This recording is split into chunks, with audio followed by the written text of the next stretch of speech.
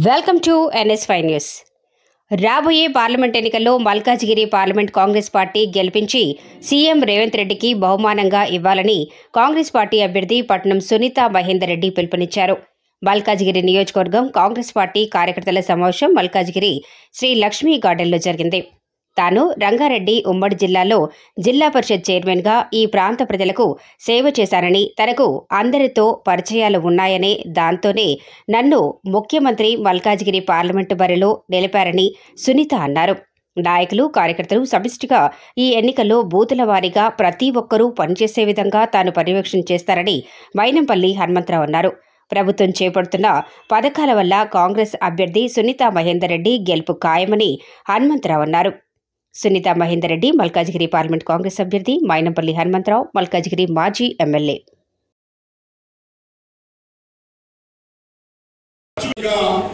ప్రజలలో కాన్సన్ట్రేట్ చేసి గౌరవ ముఖ్యమంత్రి గారు తిరగడం జరిగింది.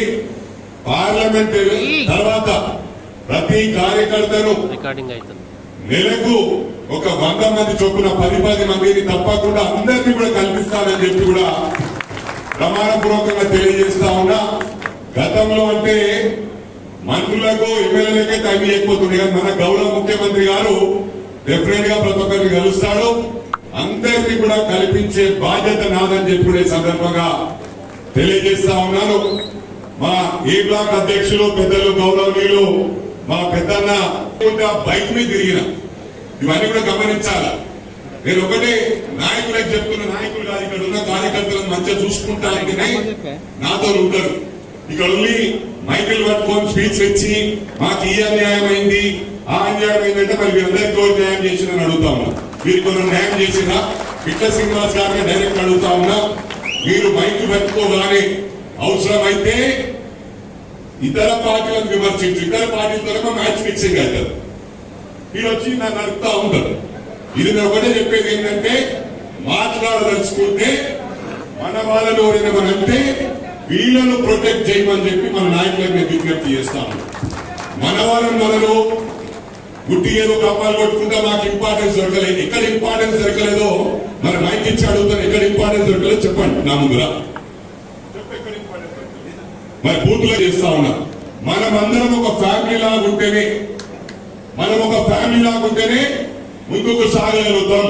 ఇక్కడ ఎందరో కాంగ్రెస్ లో గతంలో కేసులై పాపం వాళ్ళకి ఏం పదవులు లేకున్నా సిన్సియర్ ఉన్నారు. అందరికంటే కొందరు కాంగ్రెస్ నాయకులు సిన్సియర్ గా చేసిండ్రు. నా ఎన్నికల్లో వాళ్ళ నా గుండెల్లో పెట్టుకుంటా అని చెప్పి ప్రమాణపూర్వకంగా తెలియజేస్తా ఉన్నా. రేపు మీ ఎన్నికల్లో కూడా డబ్బుల భయం కాకుండా మీరు డబ్బులు ఖర్చు పెట్టకుండా గెలిపించే బాధ్యత నాది. అవసరమైతే నేను పెట్టుకుంటా అని చెప్పి కూడా ప్రామిస్ చేసి చెప్తా ఉన్నా.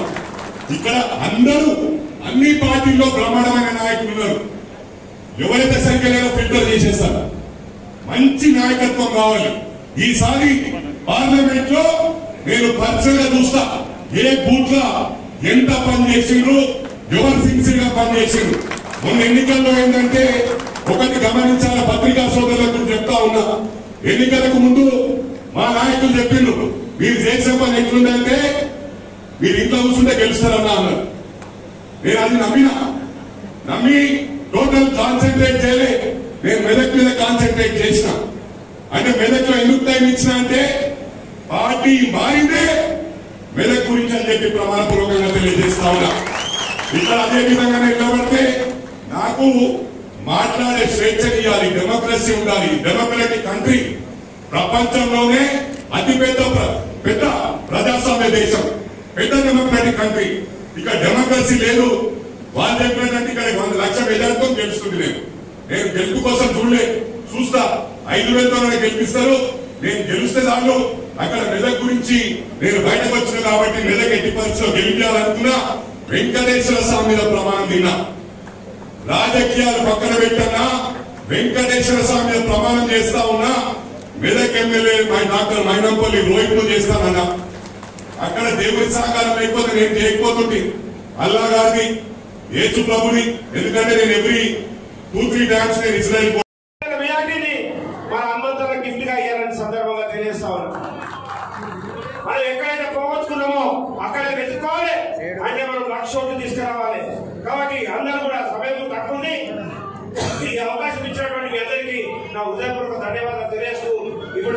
చెల్లమ్మ మీరు మాట్లాడాల్సిందిగా కోరుతాను. ఇప్పుడు మన పార్లమెంట్ అభ్యర్థి సునీత 10 సంవత్సరాలు నేను ఇక్కడ మేడ్చల్, గులాపూర్, ఇంకా కూకట్పల్లి, ఇంకా ఎల్బీ నగర్ కూడా ఆ ఏరియాలో కూడా కొంత అవగాహన ఉంది. ముఖ్యంగా ఈ గట్కేసర్, షామీర్పేట, మేడ్చల్, ఇంకా కీసరా ఇవన్నీ కూడా నాకు అందుబాటులో ఉండే అప్పుడు ప్రతి గ్రామం తిరగడం జరిగింది. కూకట్పల్లిలో కూడా చాలా ఏరియా వరకు రంగారెడ్డి జిల్లా ఉండే.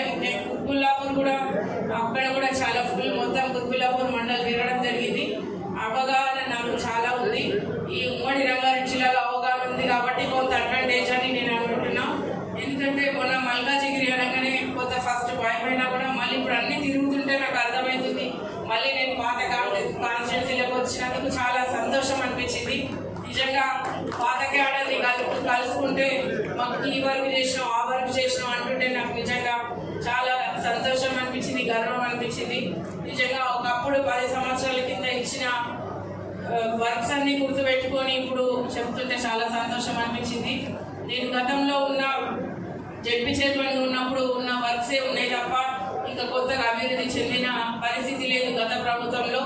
కాబట్టి నేనేం చేద్దాం అనుకుంటున్నా అంటే ప్రజలకు అందుబాటులో ఉండి తప్పకుండా మీకు అందుబాటులో ఉంటా. నాకు కూడా అప్పుడు నేను 2006లో జడ్పీ చైర్పర్సన్గా వచ్చిన